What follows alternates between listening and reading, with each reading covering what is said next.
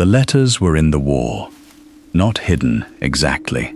Hidden implies intention, and whoever had put them there had not been hiding them so much as keeping them, the way a person keeps something they cannot throw away and cannot display, tucked into the gap between the plaster and the stone where the old farmhouse wall had cracked and been stuffed with anything that came to hand. Meg Alcott found them on a Thursday afternoon in October, when she was repairing the wall of the old gamekeeper's cottage at the edge of the Thornmere estate. She had been hired by the estate agent to make the cottage habitable again after 10 years of standing empty, and the repair was part of the job.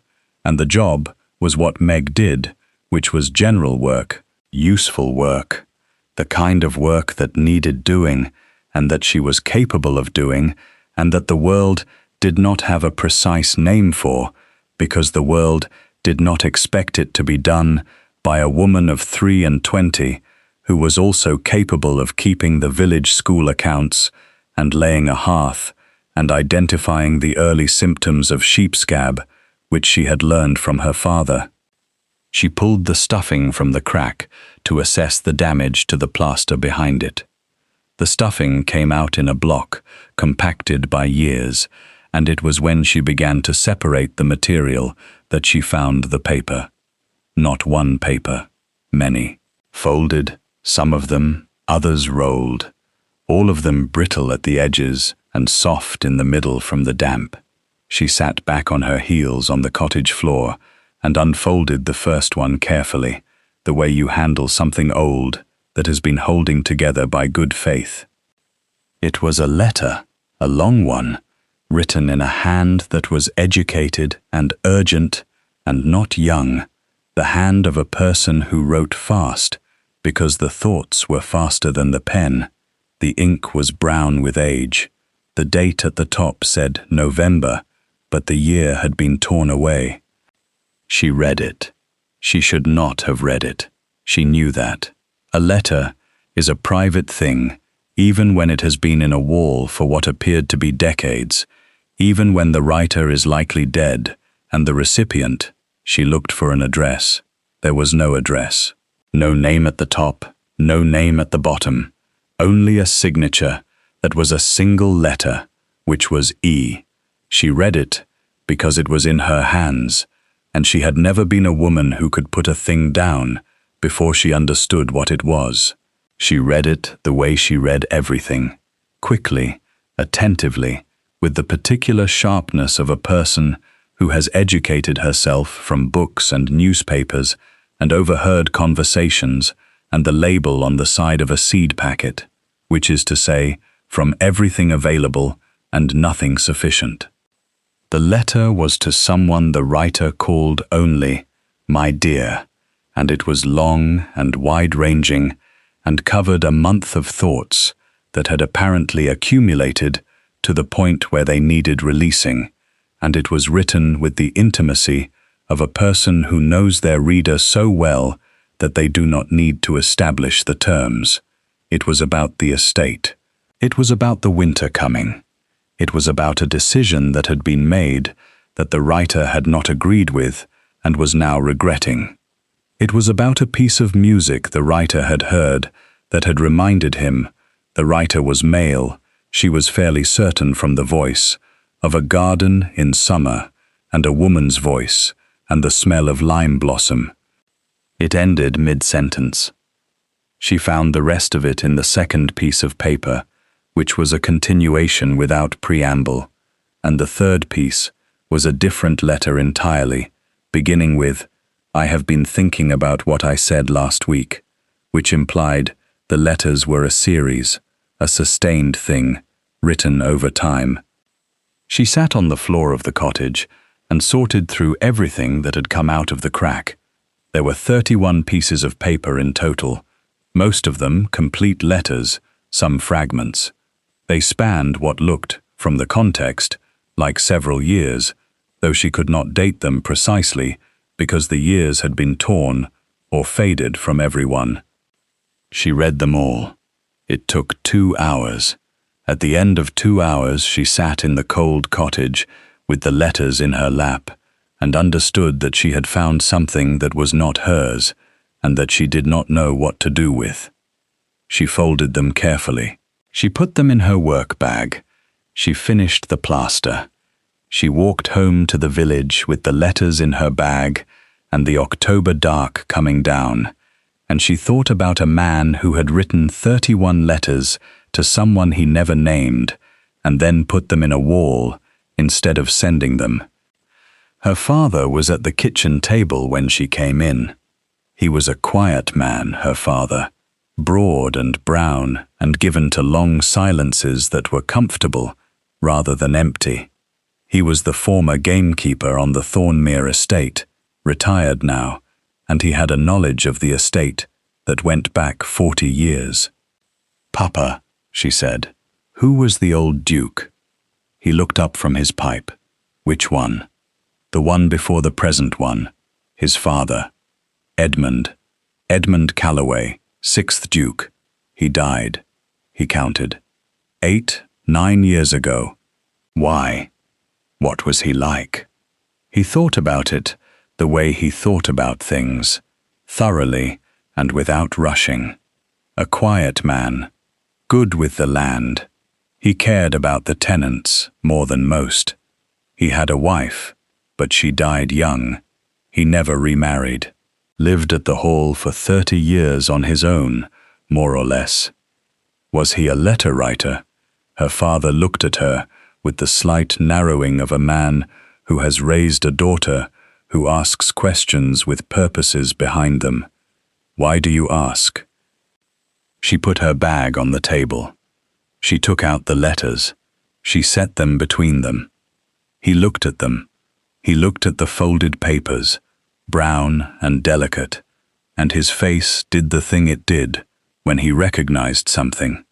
A settling, a small inward movement. "Where did you find these?" he said.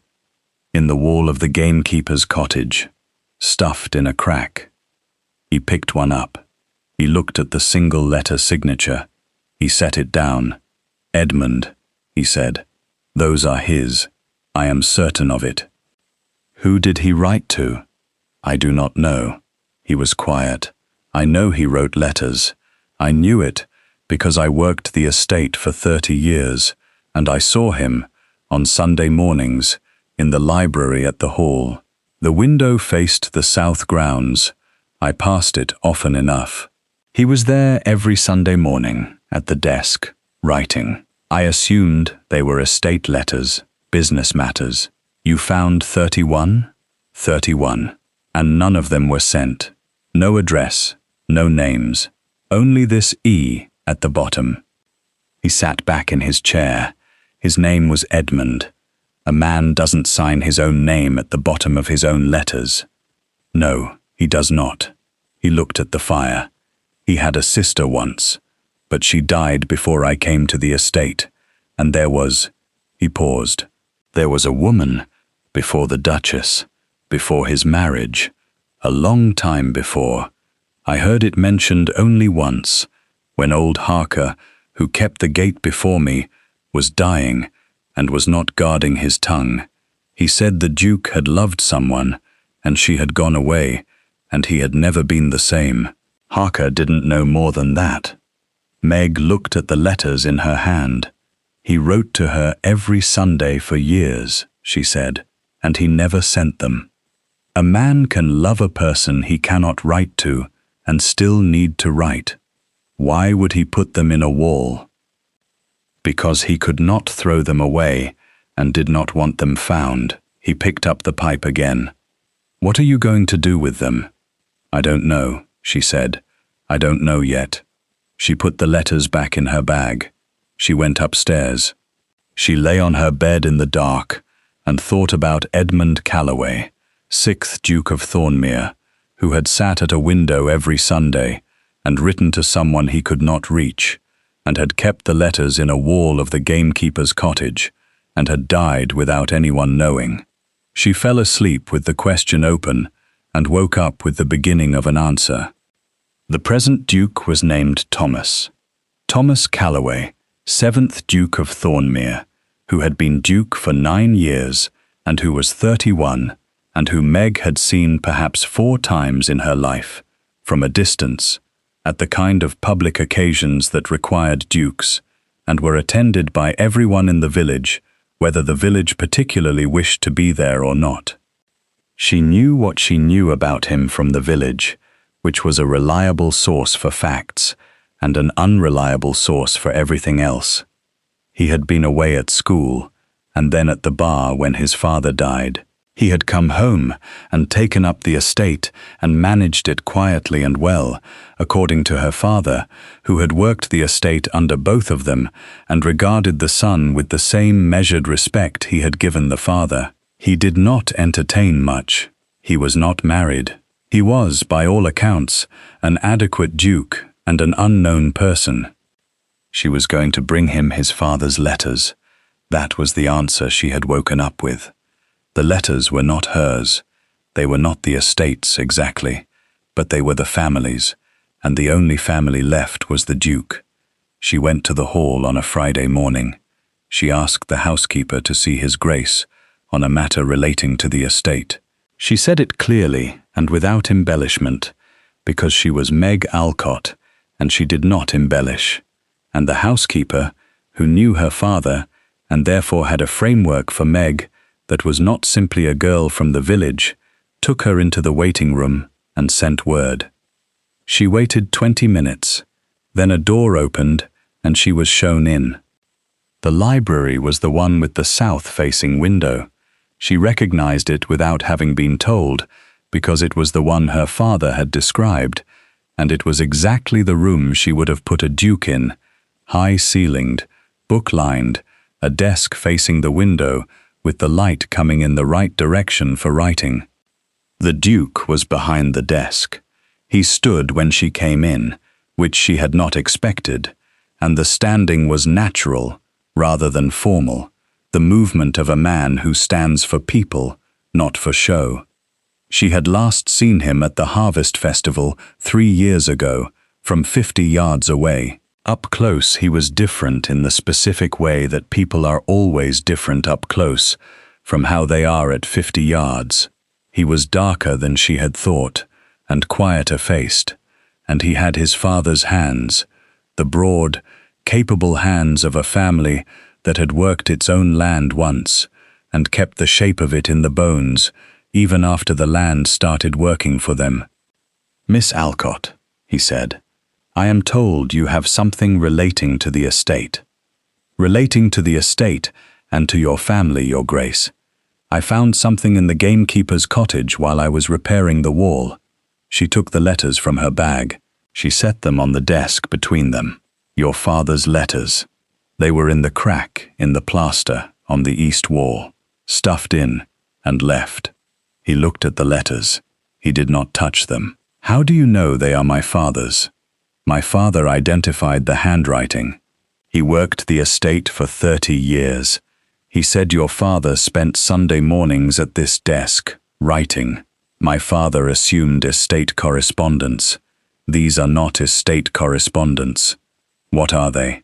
"Personal letters, 31 of them, none addressed, none named, signed with one letter, E, which my father says was your father's name." He was still looking at the letters. His face was doing the thing faces do when a person is deciding something quickly and does not want to show the deciding. "You read them," he said. "Yes, Your Grace. I read them before I understood what they were. I read them all before I decided to bring them here. I am sorry for it. Don't apologize.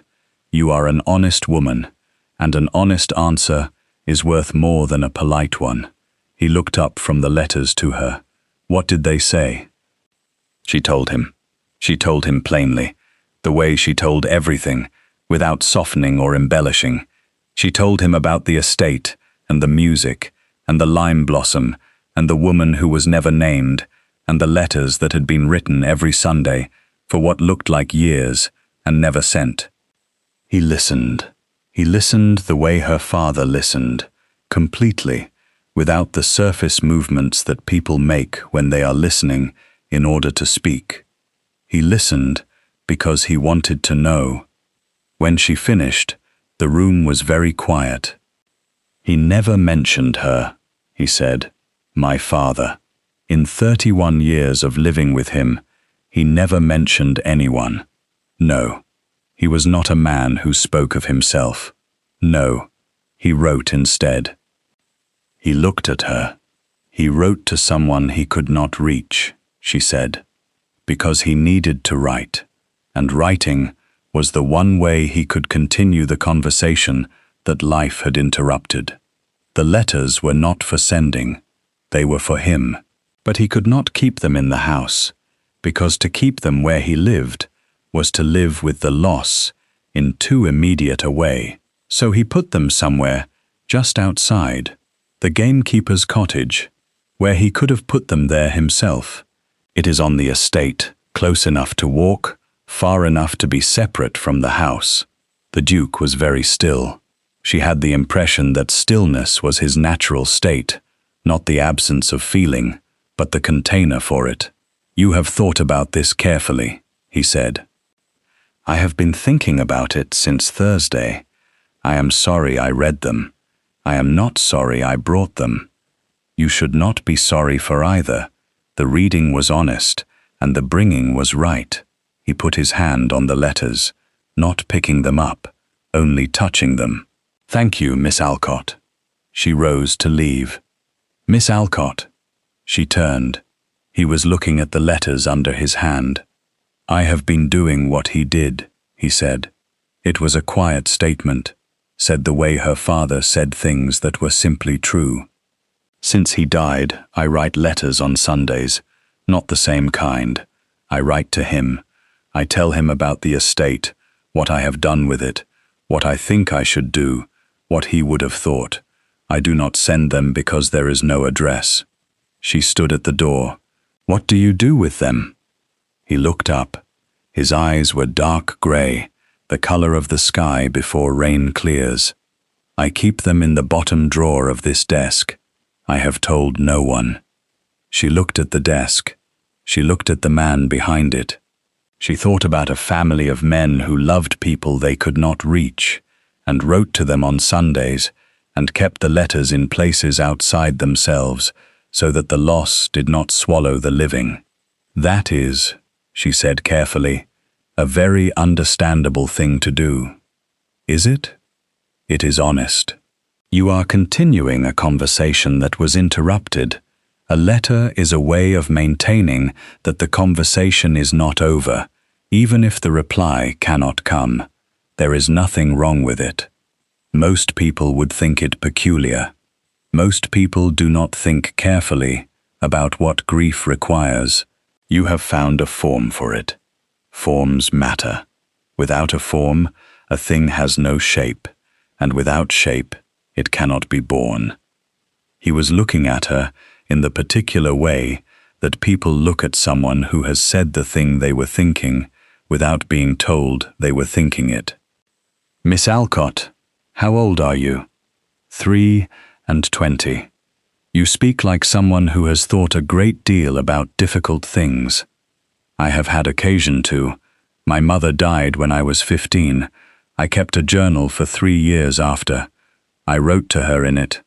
I told her what was happening, what I thought, what she would have said about the things I told her. I understand the impulse. And then I stopped needing to. The grief found a different shape. The journal was the form until a better one was available." He said nothing for a moment. She waited, because he was a man who thought before he spoke, and the thinking was worth waiting for. "I do not think I have found a better form," he said. "No, but you have not looked for one. You have been very busy being a duke." "Yes, dukes generally are." The almost smile. "Very slight, very quick, but there." "Thank you," he said, "for the letters, and for the rest." "For the rest," she said. "You are welcome. Good morning, Your Grace." She went out.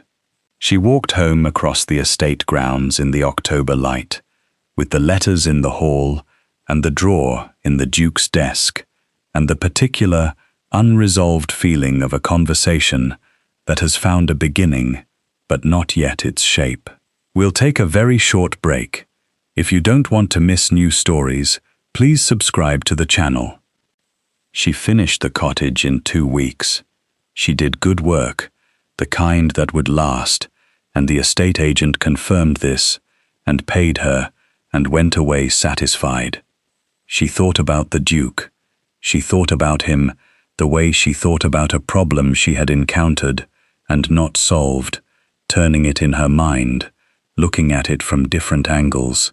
She thought about the drawer in the desk, and the 9 years of letters to a dead man, and the father's letters in the wall, and the pattern of it, which was a pattern of people who loved deeply and quietly, and could not find a way to bring the love into the space where they lived. She thought about this on Sundays especially, which she understood later was because Sunday was when he wrote. She did not go back to the hall. There was no reason to go back. She had returned the letters and said what she said, and the door was not her door. In November, she was hired to repair fencing on the north edge of the estate, and she worked the job for 3 days, and on the 2nd day, he came past on horseback. He was alone, which she had gathered was his habit. He rode the estate the way her father had walked it, because knowing land requires moving through it rather than looking at it from a window. He pulled up when he saw her. "Miss Alcott, Your Grace, how is the fencing?" "The north corner is rotten from the ground up. 3 posts need replacing. The rest will do another year, if the weather is kind." He looked at the fence. "My father's fence," he said. "His and the one before him. The original posts are iron oak, 40 years old at least. They are still sound. It is the newer work that has gone." "The newer work is mine then. I put those posts in 5 years ago. The larch was green when it went in. You can see it in the way the split has gone. It dried in the ground and pulled the grain sideways. It is a common mistake with larch. Oak or sweet chestnut is better for posts." He looked at the posts. "How do you know about fencing?" "My father taught me. He said a gamekeeper who cannot read a fence cannot read an estate." She pulled the bad post from the ground and leaned it against the good one. He was right. He usually is. He dismounted. He came and looked at the split post the way he had looked at his father's letters, with the quiet attention of a man who sees things properly. "May I help?" She looked at him. He was in his riding coat, which was dark and serviceable, and he had the look of a man who had been on horseback since early morning, and was not the kind of man who found physical work distasteful. "Can you dig?" she said. "Yes. The hole needs to be 3 feet. The spade is there." He took the spade. He dug. She trimmed the replacement post she had brought and treated the end with the tar she carried for the purpose, and they worked in the November cold without talking, because the work did not require talk, and both of them understood this. At the 3rd post, he stopped digging and said, without looking up, "I read them." "The letters?" "Yes, all 31. I read them on Sunday morning. It took most of the morning." He put his weight on the spade. He was in love for most of his adult life with a woman he could not speak to. She married someone else when they were young. He married someone else. They both had lives, and the lives were good lives, I think. But he never stopped loving her. No. He wrote to her every week for 30 years and put the letters in a wall so they would not be found and not be lost. That is what it looked like to me. He looked up at her. He had a word for it. In the 23rd letter, he called it carrying. He wrote that loving someone you cannot be with is carrying them, and that the carrying is not grief exactly, because grief is for people who are gone. She was not gone. She was somewhere, living. He was carrying the weight of a life that had taken a different road. She stood with the treated post in her hands and thought about that. That is, she said, a very precise description of a very particular thing. Yes, he was precise. I had not known that about him. In 31 years of living with him, I had not heard him be precise about himself. He dug again. I thought he was a man who did not feel things deeply. I have been carrying that belief for 9 years. I am reconsidering it. People who feel things deeply are often the most contained, she said. The feeling requires so much of them, internally, that there is not much left over for the surface. Like pressure on a pipe. Exactly like that. He looked at her. You say things that are very accurate. I say what seems true. I am not always right. You are right more often than most people I speak to. Most people you speak to are telling you what they think you wish to hear. Yes. He set the last post in the hole and steadied it while she checked the plumb. You do not. I do not know you well enough to know what you wish to hear, so I say what is true and hope it serves. It serves. They finished the posts. He remounted. He looked at the fence line and at her, in the particular way she had begun to learn, which was the way he looked at things he was still thinking about. Thank you, he said. For the fencing or the letters? For both. A pause. Miss Alcott, I should like to continue this conversation. Not now. Sometime when the fence is not between us. She looked at him. The late November light was flat and grey and entirely without sentiment, which was useful because it meant she could see him clearly. I am generally in the village on Fridays, she said. I do accounts at the school in the morning and provisions at the market in the afternoon. I will find you, he said. He rode away. She stood at the mended fence line and watched him go, and thought that this was not what she had expected when she put her hand in a wall crack and found 31 letters. He found her on a Friday. He came to the school in the morning, unannounced, in the way of a man who has thought about something long enough that thinking is no longer sufficient. He found her at the school accounts table, which was in the cloakroom, because there was no other private space in a school of 30 children. She was not surprised to see him. She had been, she realized, expecting him. Not expecting him to come on this particular Friday, but expecting him to come the way you expect a thing when the logic of a situation points toward it, and you have decided to let the logic run. Your Grace, she said. I read the letters again, he said. He sat in the chair across the table without being asked, because the cloakroom had only one chair and she was in it, and he seemed to understand that standing would make the conversation formal, and he did not want formal. The 23rd one in particular, the one about carrying. Yes. I have been thinking about the drawer. The letters you write to your father. Yes. I have been writing to a dead man for 9 years. I understood, when I found my father's letters, that he had been doing something similar, and I thought it was a beautiful and painful thing that he did. I did not think about whether I was doing the same thing. And now? Now I think that the drawer is a form I have been using past the time when it is useful. The way you described your journal, the form that served until a better one was available. He looked at the table. I am not certain what the better form is. A form for grief only, or a form for... She paused, choosing the word carefully. For more general things? He looked at her. His dark grey eyes were steady. For more general things, he said. She folded her hands on the account book. She thought about the logic of the situation. She thought about a man who had been writing letters for 9 years to address a silence, and about the silence that was in the room now, which was not the same kind of silence at all. "Thomas," she said. It was the first time she had used his name. She had not asked permission. She used it the way she used everything, because it was what was accurate, and the accuracy mattered. He went still.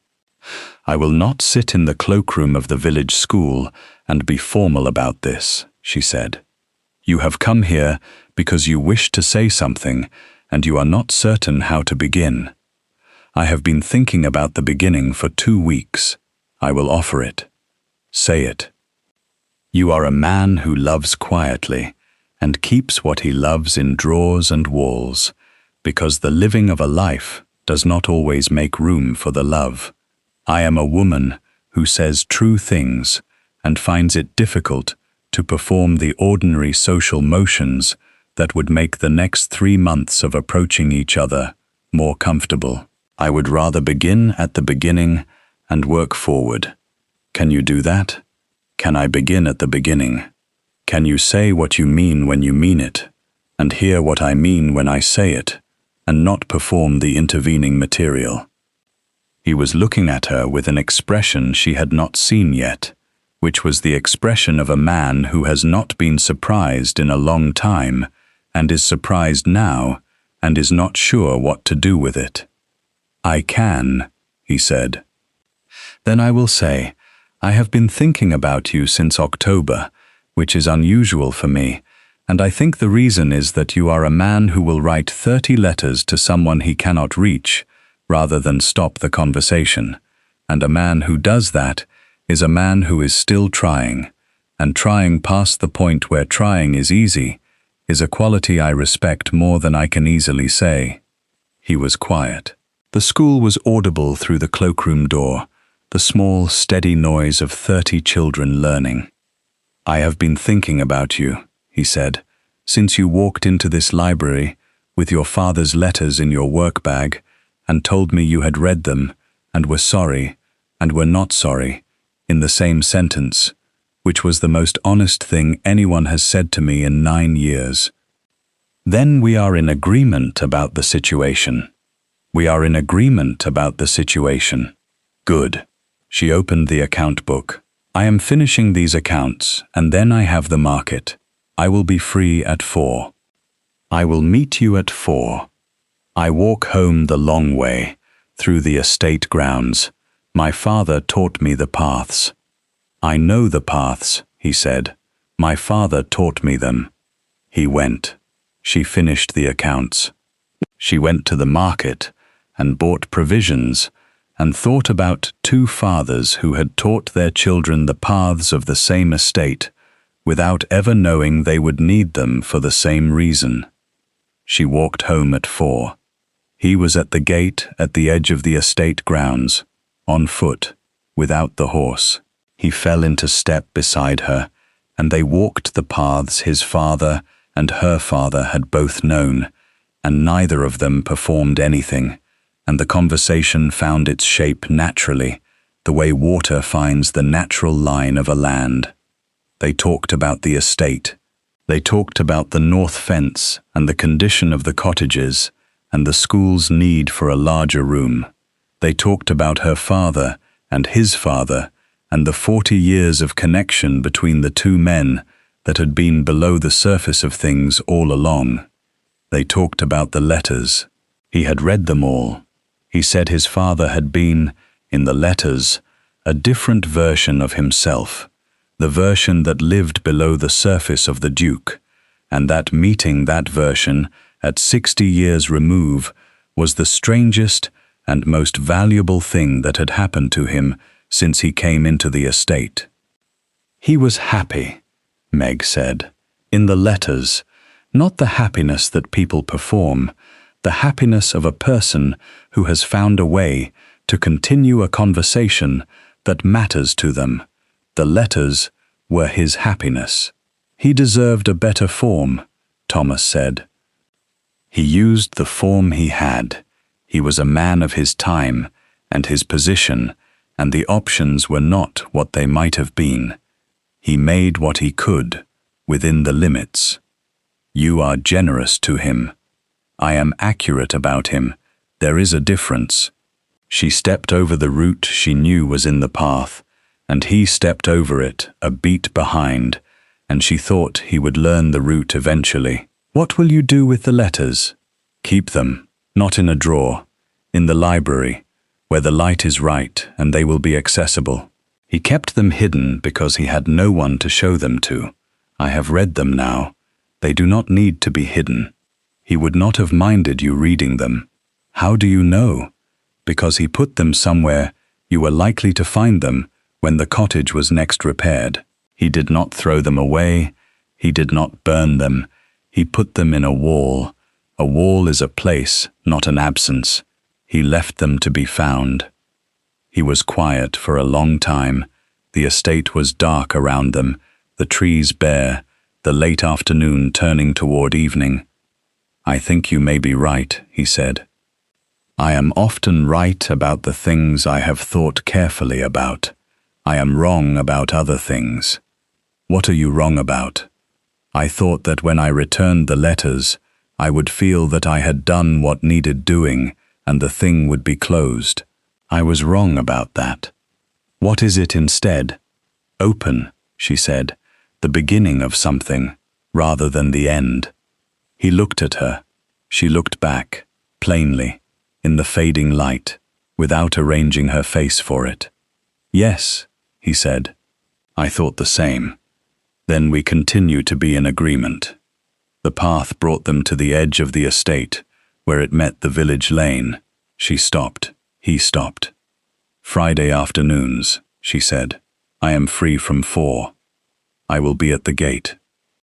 And I will bring the accounts sometimes, in case you are interested in what the school needs, which you will be, because you are your father's son, and he would have been interested.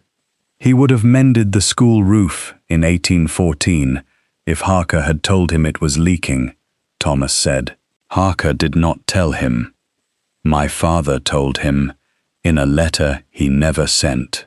She smiled, and it was a small smile, an accurate one, not a performed one. We come from families who keep things in walls and drawers. Between us, perhaps we can learn a different habit. He looked at her in the way she had learned, the way he looked at things he was still thinking about, but had stopped needing to decide about. Yes, he said, I think we can. She walked home along the village lane. He walked back through the estate, and on Sunday morning, for the first time in 9 years, the drawer in the East Library desk was not opened. He sat at the window, with the south light coming in, and he did not write to his father, and the not writing was not loss. The letters he had written to his father, he took out of the drawer on the Sunday she came to the hall for the first time, which was a Wednesday in January, when the estate agent had some questions about the cottage that required her practical knowledge. He showed her the drawer and the letters in it, because she had said they should learn a different habit, and this was part of the learning. She read the most recent one. It was about the estate and the fence, and a woman from the village who had found 31 letters in a wall and been, he wrote, the most direct and the most honest person he had encountered since his father's own death, and who had said things that were accurate in the way his father had once been accurate, in the letters in the wall. She folded it carefully when she was done. She put it back. You write well, she said. My father wrote better. Your father had 30 years of practice. You have had 9. You will catch up. He looked at her across the desk. She looked back. They were married in March, in the village church, with her father and the schoolmistress and the estate tenants in the pews, and the ceremony was quiet and correct and not elaborate, because neither of them was elaborate. She wore grey, which was the color she wore for work and which was honest, and he wore the same dark coat he always wore, which was serviceable and his. The 31 letters were framed. She did this because the letters deserved to be seen, and the library was the right room for them.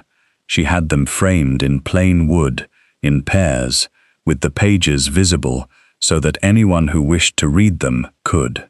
They hung on the east wall of the library where the light was right, and the Duke who had written them stood in the frames, honest and contained, and loving a thing he could not reach.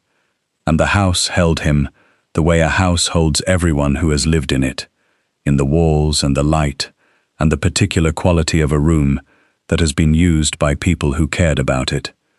On Sunday mornings, Thomas sat at the desk and wrote, not to his father.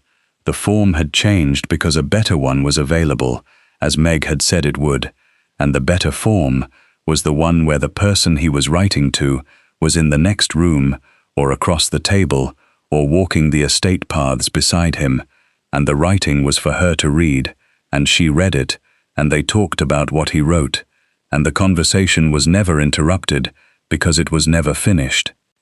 In the spring she found, in the crack of the wall in the east bedroom, where the plaster had shifted, a single letter she had not found before. It was different from the others, shorter, folded more carefully. She brought it to him on a Sunday morning. He read it at the desk, with the light coming in the south window, and his face was still and quiet, and did the thing it did when it was full. "What does it say?" she asked. He handed it to her. She read it. It was brief.